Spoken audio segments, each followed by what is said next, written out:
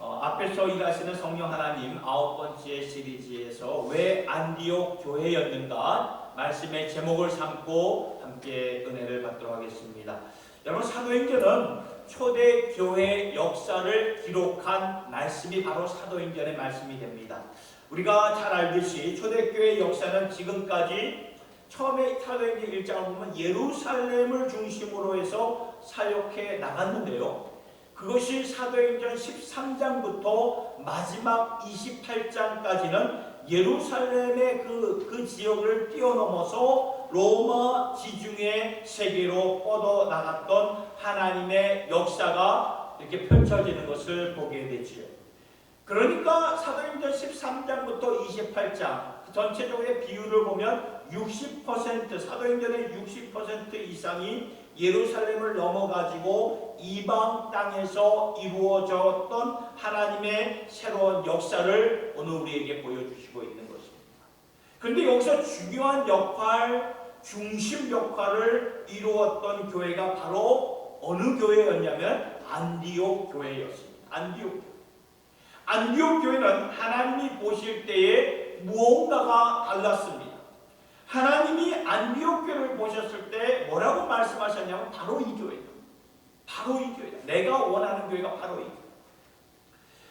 여러분, 예루살렘 교회와 이제 사도행전 시작될 때 예루살렘 그 교회를 중심으로 이렇게 퍼져나갔지만 예루살렘 교회와 이제 사도행전 11장부터 이제 안디옥 교회가 이제 나오는데 이 안디옥 교회를 있는 그대로 비교를 한다면은 예루살렘 교회는 굉장히 화려한 교회였고 안디옥 교회는 초라한 교회였습니다.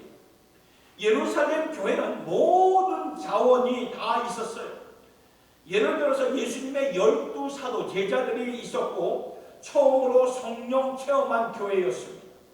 그런데 하나님께서는 이 예루살렘 교회를 사용하지 않으시고 안디옥 교회를 사용하셔서 새로운 역사를 펼쳐 가셨는데요. 사도행전 우리가 13장부터 잘 읽어보면은 선교 여행이 이제 이스라엘 그 지역, 유대 지역을 넘어가지고 로마 지중해 세계로 이루어졌고, 그리고 이 선교 1차, 2차, 3차 여행 가운데 하나님께서 역사하셨던 일들, 교회들이 어떻게 세워졌던 일들이 사도행전 말씀에 다 이렇게 기록이 되어 있습니다. 그리고 초대 교회들에게 사도들이 보낸 편지가 바로 신약 성경이 되지요. 그래서 고린도 교회에게 보낸 편지가 고린도 전서, 고린도 후서가 돼요. 예를 들어서 말입니다. 그리고 갈라디아 교회에게 보낸 편지가 갈라디아서가 되었던 것이죠. 이런 식으로 사도행전이 신약 성경을 이해하는데 전체의 그림을 우리에게 보여주시고 있는 거예요. 그리고 그 중심에 서 있던 교회가 바로 안디옥 교회였다는 것입니다. 이것을 오늘 여러분들과 함께 보고 싶은 것이 도대체 안디옥 교회는 뭐가 있었길래 하나님이 보시기에 바로 이 교회다라고 말씀하셨을까요? 우리의 생각, 인간의 생각으로는 예루살렘 교회가 더 화려했고 더 자원이 많고 더 능력이 많은 것 같았지만 성령님이 보셨을 때에는 내가 들었을 수 있는 교회는 바로 안디옥 교회라고 왜 그렇게 말씀을 하셨을까? 우리가 안디옥 교회에 대해 배경을 이해하기 위해서는 사도행전 11장의 말씀을 거기서부터 보아야 되는데 사도행전 11장 19절부터 말씀을 보면은 이렇게 나와 있습니다. 때에 스데반 집사가 순교하지요.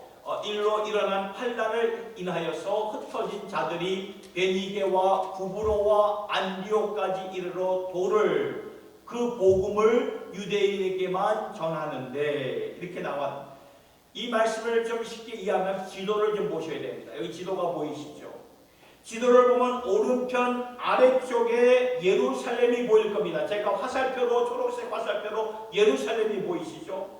거기가 이스라엘입니다. 유다 지역입니다. 여기서부터 시작된 초대교회, 이제 성령 시대를 열면서 예수를 믿는 교회가 여기서부터 시작이 되었지만 곧 얼마 안 가서 핍박의 바람, 그런 환난의 그러한 일들이 바람이 불었어요. 그러면서 평신도 지도자였던 그 19절의 말씀 스데반의 일로 스데반 집사가 순교하게 되죠. 그러면서 교회가 흩어져서 교회에 있는 성도들이 다 뿔뿔이 흩어졌습니다. 흩어진 교회들이 거의 다 어디로 갔는가? 이 사도행전 11장 19절의 말씀을 보니까 어디로 갔습니까? 구브로와 구레네, 안디옥에까지 갔다라는 것을 말하는 거죠. 베니게와 구브로와 안디옥까지 갔다. 이 베니게라는 것이 어디냐면은 이 팔레스타인 그 밑쪽에서부터 바다 쪽에 있는 그러한 지역이, 그러니까 예루살렘에서 안디옥까지 그 밑쪽에 있는 지역인데, 그러니까 이 바다 쪽으로 성도들이 이동을 한 모습을 보게 되죠. 또 말씀을 보니까 구브로로 갔다. 이 구브로라는 건 파란색 그 화살표를 보듯이 이 키프로스라는 섬이에요. 오늘날 이쪽으로 성도들이 많이 갔고, 그리고 안디옥까지 갔죠. 그러니까 예루살렘에서 밑에서부터 안디옥까지는 약 471마일이 돼요. 그러니까 여기서 시애틀까지 왕복하는 그런 거리죠. 꽤 긴 거리입니다. 이곳으로 가서 19절에 유대인들에게 말씀을 전했더라, 이런 말씀이 나옵니다. 이 말씀이 유대인들에게만 말씀을 전했다, 자칫 오해의 소지로 들릴 수가 있는데요. 지금 예루살렘 교회에서 흩어진 성도들은 유대교의 완성이 예수님이라고 믿었던 유대교 성도들이었어요. 그래서 그들이 흩어지면서 간 곳이 예수를 안 믿은, 예수를 받아들이지 않는 유대인들이 사는 곳으로만 흩어져서 갔던 거예요. 그래서 그들이 흩어지면서 간 곳이 예수를 받아들이지 않는 그런 유대인들이 사는 거예요. 여러분, 유대인들은 이미 1000년 전부터 세상에 흩어져서 살고 있었어요. 유대 나라가 2000년 전부터 다른 나라의 지배를 받으면서 처음에는 아시리아 왕국의 지배를 받고, 그 다음에 바벨론 왕국, 그 다음에 페르시아 왕국, 그 다음에 헬라 왕국의 점령을 당하면서 그 당시에 유대인들이 지중해 세계로 뿔뿔이 다 이렇게 흩어져서 살았던 것이죠. 그래서 이 유대교의 완성이 예수라고 믿었던 소수의 작은 유대인들이 흩어져서 많이 다수의 예수를 믿지 않는 그런 유대인들이 흩어져 살고 있는 지역으로 이렇게 갔던 것입니다. 구레네로 가고 구브로도 가고 이렇게 다 이렇게 갔어요. 지금 이렇게 표시에 있는 그러한 지역들만. 예를 들어서 오늘날 이 뉴욕을 가보면은 이 다민족 도시이기 때문에 거기는 차이나타운이 있고, 코리아타운이 있고, 재팬타운이 있고, 이탈리아타운이 있고, 유대인타운이 있고, 아이리시 타운이 있고, 그런 그들의 그러한 역사적으로 민족들이 모여 살고 있듯이 오늘 말씀에서 나오는 이 유대인들도 그렇게 했다는 거예요. 자기네들의 그 민족을 따라서 이렇게 찾아갔다는 거예요. 그러니까 예수를 믿은 유대인 성도들도 본인들도 유대교의 백그라운드가 있는 거예요. 그 때문에 같은 언어, 같은 문화를 찾아서 그들의 마을로 찾아가서 복음을 전했다는 것이죠.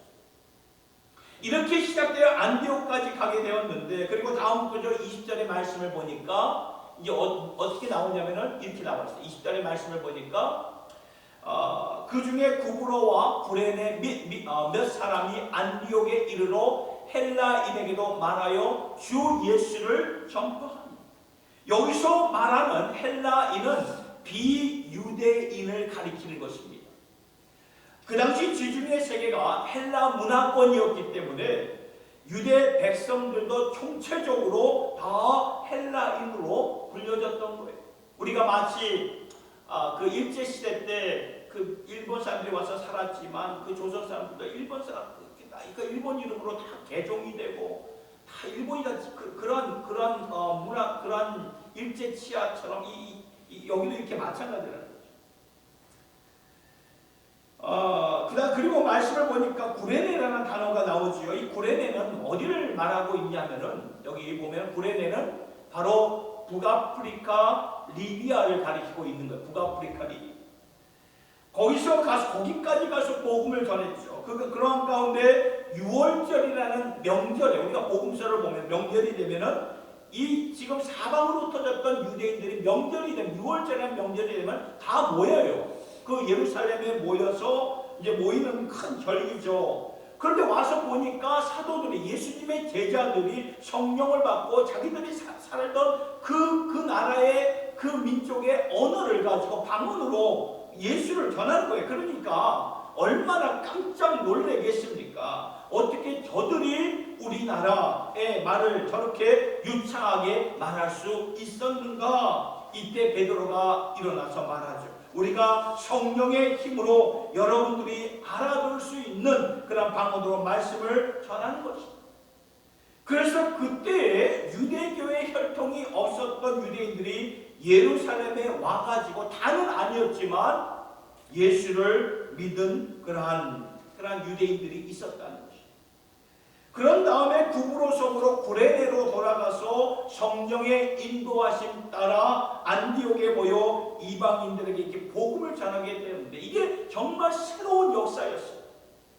우리가 이러한 배경을 좀 이해하고 사도행전 오늘 주신 말씀 13장의 말씀을 보면은 새롭게 주어지는 인사이트가 그 영적 깨달음이 있게 됩니다. 그러면 안디옥 교회와 오늘날의 교회와 비교해서 볼 때 오늘 우리가 배울 수 있는 것은 무엇일까? 왜 성령님은 안디옥 교회가 바로 교회다운 교회라고 말씀을 하셨을까? 오늘날 우리가 이 코로나 시대를 지났고 지금은 뉴 노멀 시대로 살아가는 이 시점에서 안디옥 교회를 통해 우리가 배울 수 있는 그 영적 깨달음은 무엇일까요? 첫째는 이것입니다. 위기 가운데 세워진, 안디옥 교회는 위기 가운데 세워진 교회였다는 거죠. 이런 배경이 너무나 당연한 것이지만 이것을 우리가 깊이 묵상했으면 참 좋겠어요. 안디옥 교회는 위기 가운데 세워졌어요. 안디옥 교회는요, 시작부터가 아주 독특했어요. 시작부터 누가 모였는가 하면은 난민들이, 이주민들이 이렇게 세운 교회입니다. 난민이 되었다는 것은 뭐를 말하는 것입니까? 위기에 처했다는 말이죠. 내게 익숙해졌던 안전지대에서 벗어났다는 그러한 말입니다. 더 이상 나를 잡아줄 수 있는 어떠한 사회적인 시스템이 없고 문화와 전통이 다르고 언어가 다르고 이제 거기서 무슨 일을 내가 하며 어떻게 살아야 될지 모르는 그러한 곳에서 세워진 교회가 안디옥 교회였다. 그러니까 위기 가운데 세워진 교회였다. 그러나 이것이 또한 굉장히 중요한 말씀이 됩니다. 왜냐하면 우리의 위기는 하나님에게는 기회가 된다는 거예요. opportunity가 된다는 거예요. 기회가 돼요. 여러분 위기라는 그 문자를 보면 위험할 위자죠. 그러나 기를 보면은 기회, 기자가 된다는 거예요. 그래서 위기도 위험이 분명히 있지만 새로운 기회도 하나님께로부터 받을 수 있는 그러한 의미가 담겨져 있다는 그런 말이죠. 여러분 우리에게는 위기인데 하나님에게는 기회가 된다는 것을 꼭 믿으시길 바랍니다. 여러분 그 삶을 살았던 삶이 누구였나? 대표적으로 야곱이 그러한 삶을 살지 않았습니다. 그가 위기 가운데 그의 나머지 11아들 앞에서 얼마나 통곡하며 주저앉았습니까? 주저앉았어요. 여러분 우리가 위기 가운데 있으면 절망 가운데 있으면 그냥 펄떡 주저앉게 되죠. 왜냐하면 가뭄으로 그때 그 당시에 가뭄으로 먹기 살기가 너무나 힘들 때에 그래서 그 막내 아들 베냐민만 남기고 나머지 아들들을 애굽으로 보내서 식량을 사오도록 하지 않습니까? 근데 그때 애굽 총리가 갑자기 그 야곱의 아들들에게 뭐라고 말합니까? 너희들은 스파이다. 너희들은 첩자다 하면서 야곱의 아들 중에 한 아들 시므온을 인질로 잡죠. 그러면서 막내 아들 그 베냐민을 데리고 오라. 그래야 너희들이 스파이가 아니라는 것을 증명하는 것이다. 이렇게 말하지 않습니다. 그 소식을 이제 형들이 돌아가서 그 소식을 들은 이 야곱이 가슴을 치면서 주저앉죠. 가슴을 치면서 이제는 모든 것이 끝났구나. 모든 상황이 나를 어택하는구나. 모든 상황이 나를 공격 공격하는 것이구나. 위기 가운데 야곱은 통곡을 하는 거예요. 방성 통곡을 하는 거죠. 방성 대곡이죠. 통곡이 아닙니다. 이러한 상황은 분명히 위기예요. 위기. 한 아들은 오래전에 잃어버렸고 죽었고, 한 아들은 지금 인질로 지금 잡혀 있고, 한 아들마저도 이제 베냐민마저도 잃게 되는 상황 속에서 야곱의 중심은 이제 우리 가문은 끝이고 끝났구나. 위기예요. 그러나 창세기의 말씀을 잘 보세요. 그때가 위기가 아니라 기회가 되지 않습니까? 애굽의 총리가 누구였습니까? 죽은 줄로 알았던 요셉이었고, 요셉이 아버지와 형제들을 초청하기 위해서 꾸며낸 그러한 일들이 아니었습니까? 그리고 이제 기름진 그 다 가뭄이 막 있는 그러한 땅에서 그 땅에 그런 곳에서 오직 한 곳, 그 애굽 땅에 고센 땅만은 기름이 흐른 그러한 땅에 아버지와 그 형제들을 다 모셔와서 그곳에서 살게 하시는 비로소 하나님이 야곱을 한 가문에서 한 나라의 민족으로 세우기 위한 일이었다는 것을 우리가 이게 보게 되잖아요. 근데 그러한 일들이 우리에게는 위기로 느껴지니까 보여지는 거예요. 야곱처럼 말이에요. 그래서 말씀은요, 이것을 보고 좀 너희들 좀 깨달으라 라고 말씀은 증거하네. 하나님의 기회를 좀 너희들 보아라. 영광의 눈을 떠서 믿음의 눈을 가지고 좀 보아라. 이게 위기가 아니라 기회에 있다. 여러분, 우리나라 역사를 한번 보아도 알지 않습니까? 지금 대한민국에 서 있는 수많은 교회들 어떻게 세워진 것입니까? 역사를 보면 그 북녘 땅에서, 북한 땅에서 내려온 성도들로 말미암아 여기저기서 세워진 교회가 아닙니다. 이거 분명한 사실이에요. 전쟁이 터지면서 수많은 피난민들, 난민들이 생기고 앞날이 캄캄한 그러한 상황이 아니었습니까? 그런데 그들을, 피난민과 난민들을 통해서 도리어 이 세월이 흐르고 보니까 남한 땅이, 대한민국이 부흥이 되고 새로운 주님의 역사가 있었음을 우리가 보게 되는 그런 사실이 아닙니다. 위기였어요. 그런데 기회가 되었습니다. 이것은 오직 믿음으로만 올 수 있는 것이죠. 그래서 로마서 8장 28절의 말씀을 같이 한 목소리로 한번 우리 같이 외치도록 해보겠습니다. 시작. 우리가 알거니와 하나님을 사랑하는 자 곧 그의 뜻대로 부르심을 입은 자들에게는 모든 것이 합력하여 선을 이루느니라. 믿으십니까? 아멘. 그러니까 위기가 기회가 된다는 거예요. 하나님을 사랑한다. 이게 기회예요. 우리가 하나님을 사랑하는 마음이 흔들리지 않으면 위기가 기회가 돼요. 아멘. 하나님을 사랑하는 자 곧 그 뜻대로 부르심을 입은 자들에게는 오늘의 아픔이, 오늘의 두려움이, 오늘의 어떠한 그런 여러 가지 그런 꼬인 일들이 하나님의 새로운 기회로 펼쳐질 수 있다는 그 말입니다. 아멘. 사랑하는 성도 여러분, 믿음의 눈으로 오늘 내게 주어진 상황들을 좀 볼 수 있기를 바랍니다. 안디옥 교회는요, 위기 가운데 세워진 교회예요. 그러나 위기 가운데 하나님께서 들어 사용하신 something special, something about that church로 그러한 교회로 하나님이 세우셨던 것입니다. 그러면 오늘 우리도 마찬가지예요. 삶의 위기 가운데 우리가 성령님의 음성을 듣고 따를 수만 있다. 성령님이 앞에서 일어난 그런 일하시는 일들을 우리가 믿음으로 받아들이고 의식하면서 따를 수만 있다면 도리어 우리 주님이 더 확실하게 우리를 통해서 시대적으로 사용하실 수 있는 교회가 될 수 있고 성도들이 될 수 있고 우리의 가정이 될 수 있기를 예수님의 이름으로 축원합니다. 아멘.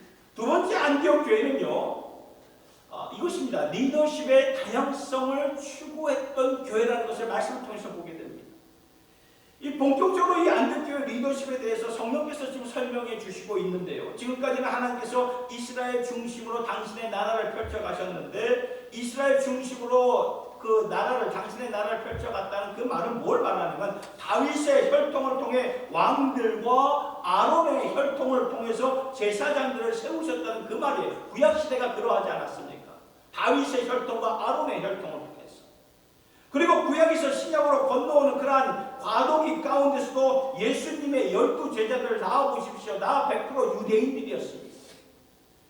모든 리더십이 같은 문화권이고 같은 배경, 같은 그 신앙의 울타리 안에서 있었던 자들이었어요. 그런데 오늘 안디옥 교회를 보세요. 안디옥 교회는 말씀을 보니까 굉장히 다양성을 추구했던 교회를 보게 되죠.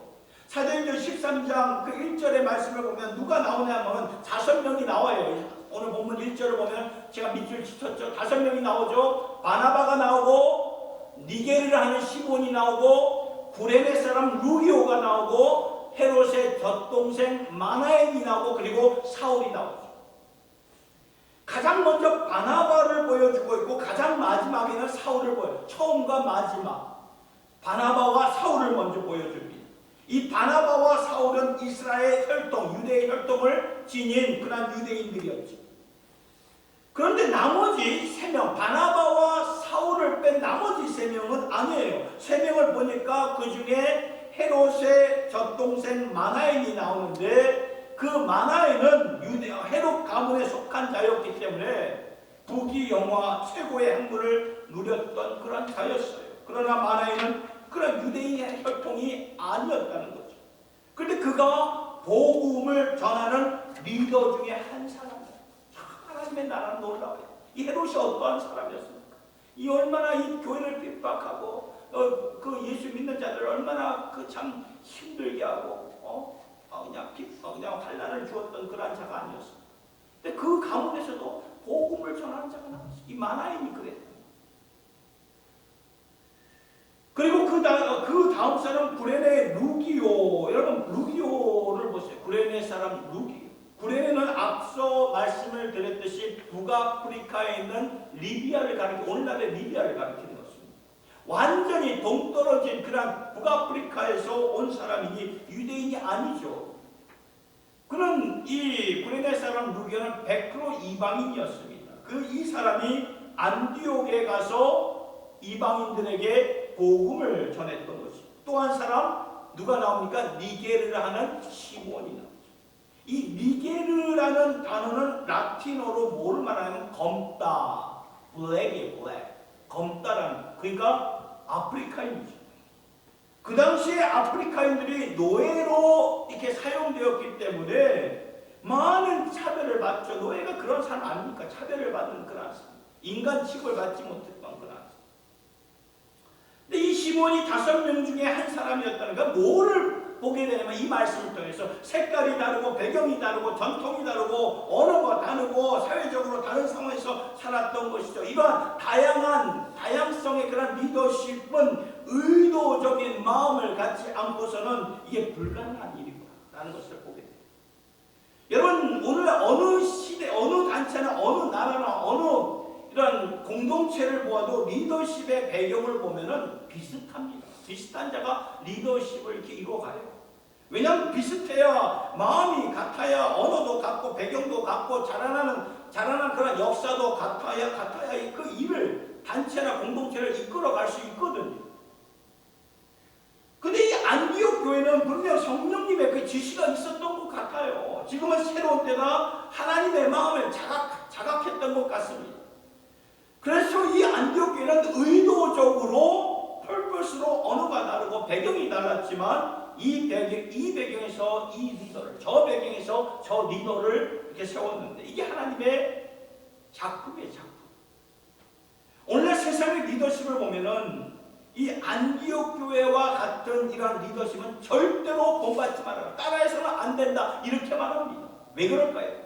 서로 마음이 다르고 소통이 안 되는데 무슨 리더십인가? 무슨 리더십? 그런데 하나님이 보시기에는 이것이 없다는 거예요. 왜냐하면 지금 하나님께서 새로운 시대에 새로운 역사를 이루시기에 이러한 리더십이 안디옥 교회와 같은 이러한 리더십이 반드시 필요했던 것입니다. 여러분 리더십 경험해봐서 아실 거예요. 얼마나 중요합니까? 나라가 되었던 공동체가 되었던 단체가 되었던 리더십이 방향을 이게 정하지 않습니까?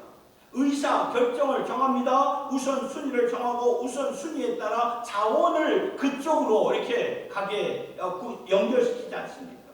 그래서 이 리더십의 역할이 그렇게 중요하다는 것입니다. 하나님이 보시기에도 지금 이때 온 세상을 향하여 이방 나라들을 향하여 당신의 나라들을 펼쳐가실 때 각 지역과 배경과 역사를 가진 사람들이 모여야 그들이 갖고 있는 아픔이 있지 않습니까? 아픔과 열정과 확신과 그 지식을 통해서 하나님께서 새롭게 돌파하시고 역사하신다는 그 말이에요. 이렇게 사역을 감당했던 교회가 바로 안디옥 교회. 그래서 하나님이 바로 이 교회, 내가 찾는 교회가 바로 이 교회라고 말씀하십니다. 그래서 하나님은 모든 것이 갖추어졌던 그 당시 예루살렘 교회에다가 세계 선교를 맡기지 않으셨고, 세계의 선교를 어느 교회에 맡기셨습니까? 안디옥 교회에다가 맡기셨는데, 이것이 오늘 우리 교회의 롤 모델이 참 되었으면 참 좋겠다는 생각을 갖게 되었습니다. 우리 교회도 이때 적어도 하나님이 우리에게 주시는 그런 시대적인 사명과 역사적인 사명을 연결시켜서 리더십을 좀 새롭게 생각해 볼 때에 어떤 무슨 생각이 드냐면 북한 선교를 좀 생각해 보게 돼요. 북한 선교. 제가 몇 주 전에도 이렇게 목양 칼럼에 주보에도 실었지만 북한 선교에 대해서 이제는 우리가 북한 선교해야 됩니다라고 이렇게 쓴 글을 여러분 다 읽어보셨을 거예요. 이것은 우리들이 맡아서 감당해야 되는 시대적인 사명이에요. 이걸 우리가 잊어서는 안 됩니다. 다른 나라들이 할 수가 없는 거예요. 이것은 우리가 해야 돼요. 북한 선교는 우리가 해야 됩니다. 그리고 여러분 그리고 또 한 가지는 디아스포라를 생각해 보세요. 여러분 디아스포라가 뭐냐면은 한국 땅을 떠나서 이 세계 여러 나라에 뿔뿔이 흩어져 있는 우리 한민족을 가리키는 거예요. 이 한민족이 몇 명이 있는지 아십니까? 이 전 세계에 750만 명이 지금 살고 있어요. 750만 명. 전 세계에 흩어져 살고 있는데 이것도 우리에게 맡겨주신 사역이 아닌가 생각을 하게 되었어요. 왜냐하면 우리가 디아스포라예요. 디아스포라. 제가 고등학교 마치고 이민을 갔던 디아스포라 세대입니다. 그래서 저에게는 디아스포라 열정이, 여러분들도 마찬가지예요. 디아스포라 세대에 살고 있는 거예요. 그러면 앞으로 이 디아스포라의 선교를 우리가 이뤄가야 된다는 것입니다.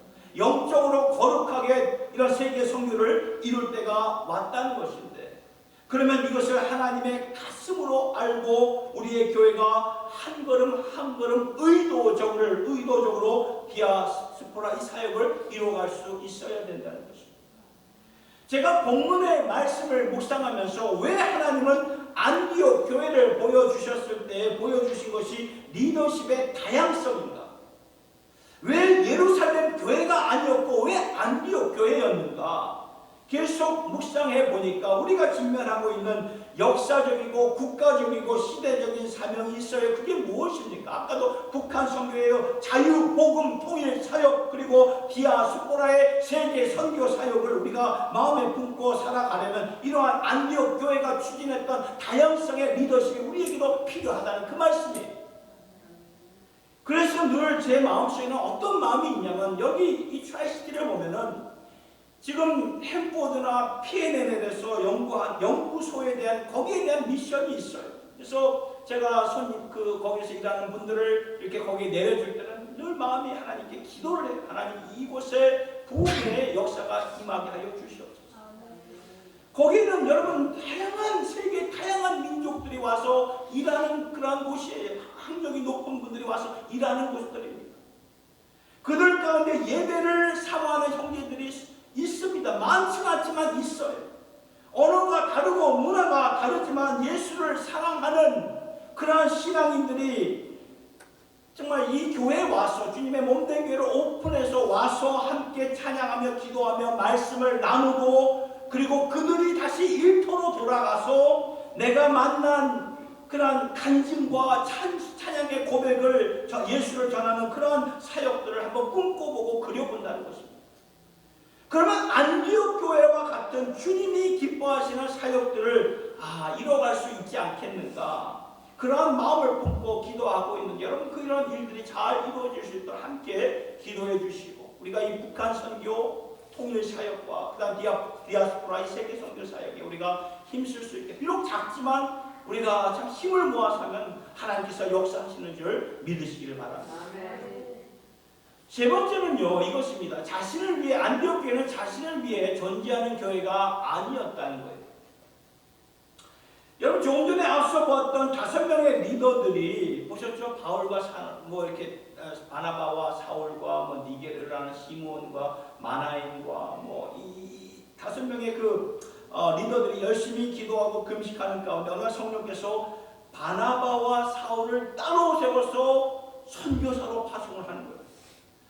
생각해보세요. 5명 중에 2명을 보냈다는 것은 인적 자원 40%를 내보낸 거예요. 인간적으로 보면 정신 나간 그런 짓이에요. 아무리 세상에서 주님 나라를 위해서 헌신한다고 할지라도 팔은 암으로 이렇게 굳게 되어 있는데 무슨 말입니까? 먼저 나를 챙기고 우리를 챙기고 공동체를 세우려는 것은 당연한 것이고 어쩌면 자연스러운 그런 모습이 아닐까요?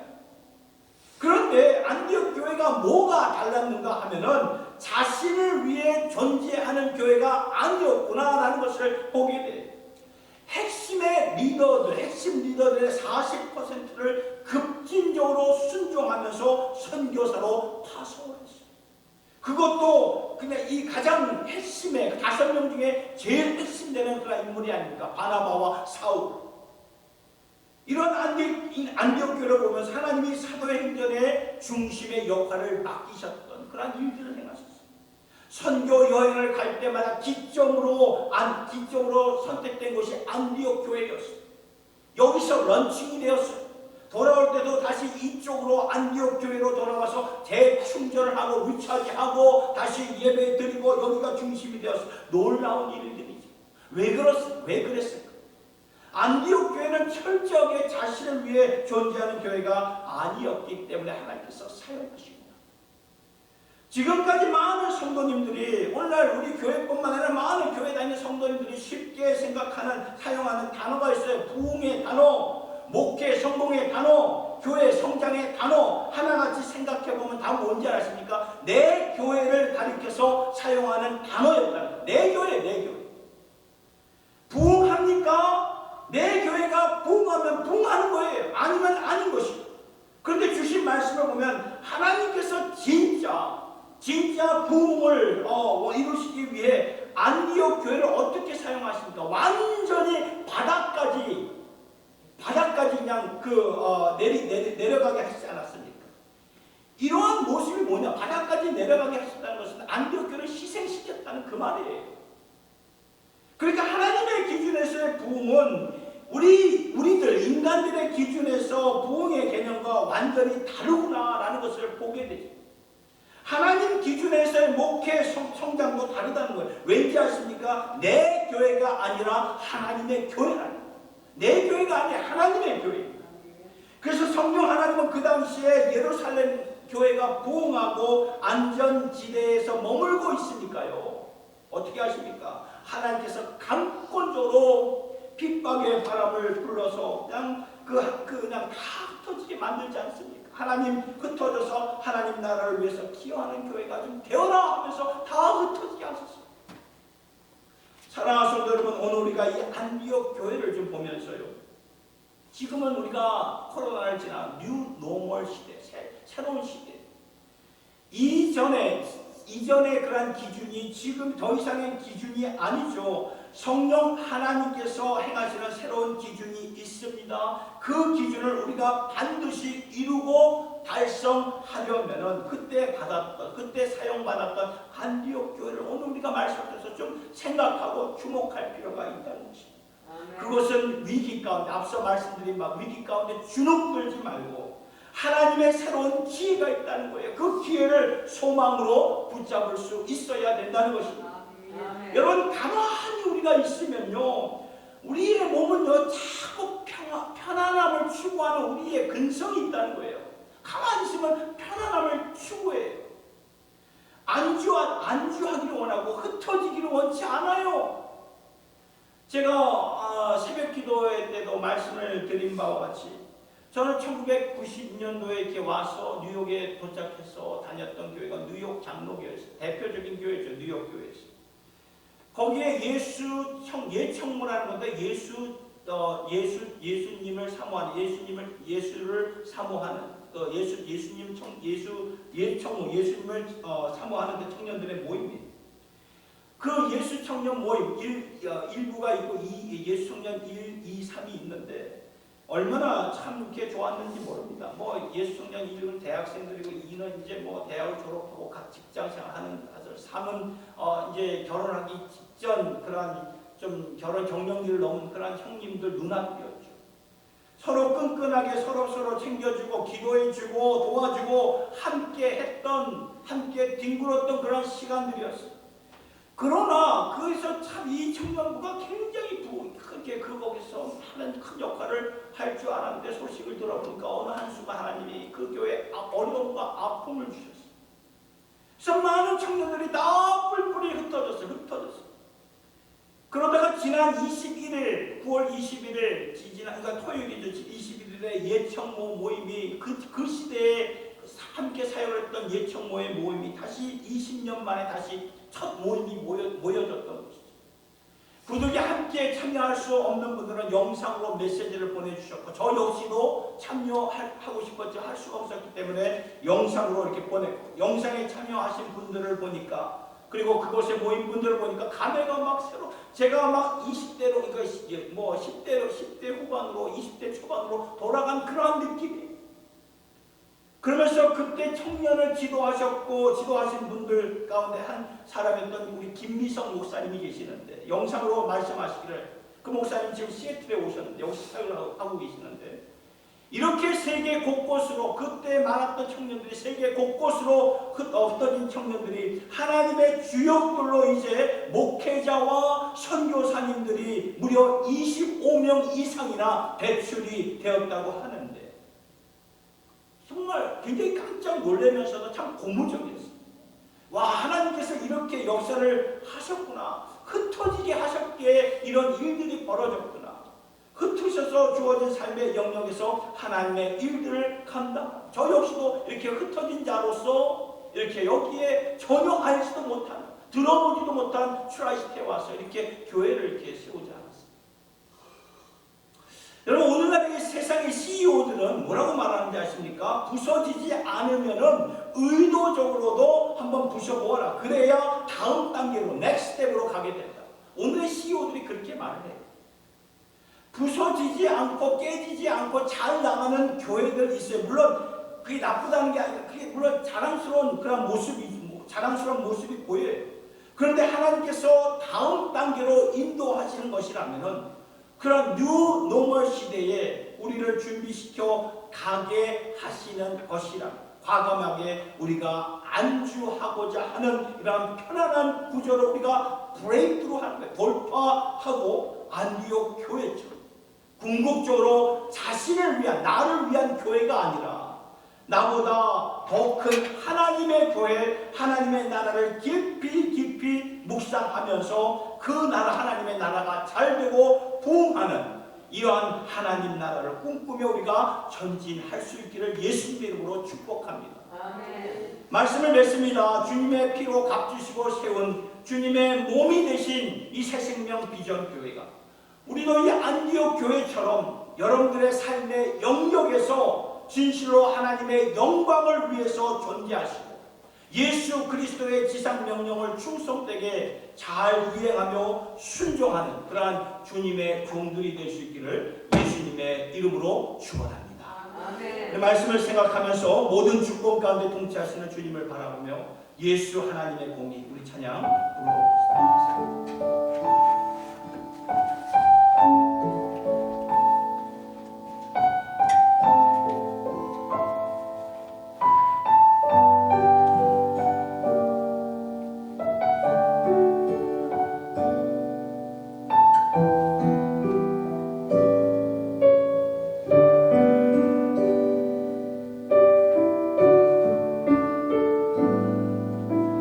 예수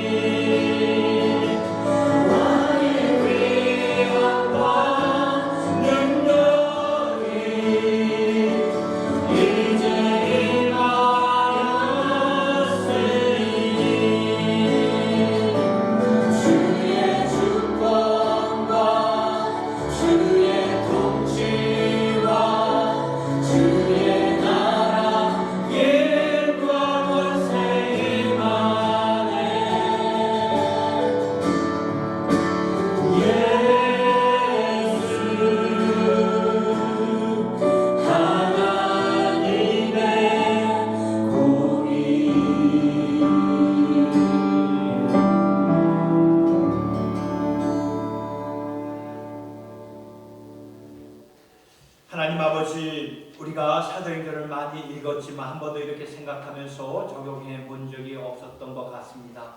새 시대를 열면서 모든 것을 바꾸어 가시는 성령 하나님, 표면적으로 바꾸어지는 교회가 아니라 여전히 안전지대를 주장하면서 남아있지 말게 하여 주시고, 안디옥이라는 이 위기 지역으로 인도하셔서 거기서 주님의 지상 명령을 이루어가는 오늘의 주님의 교회가 되게 하여 주시옵소서. 여러분, 하나님 아버지, 교회가 왜 존재하는가라는 것을 깊이 묵상하기를 원합니다.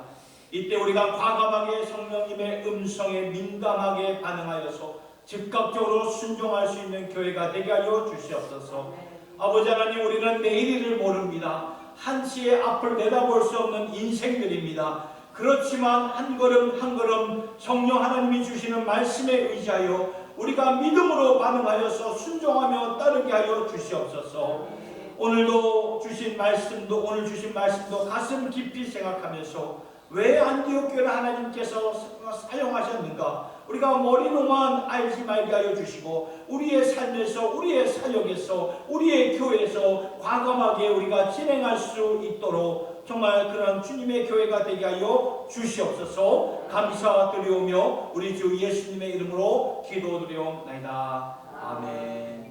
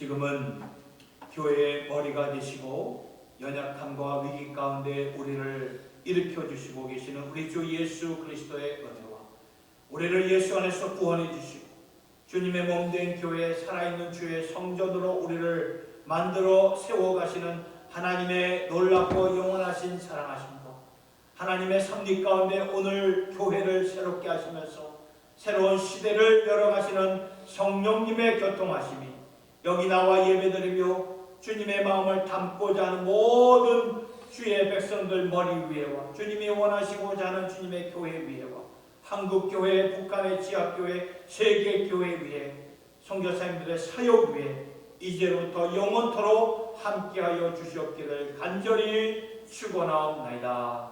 아멘.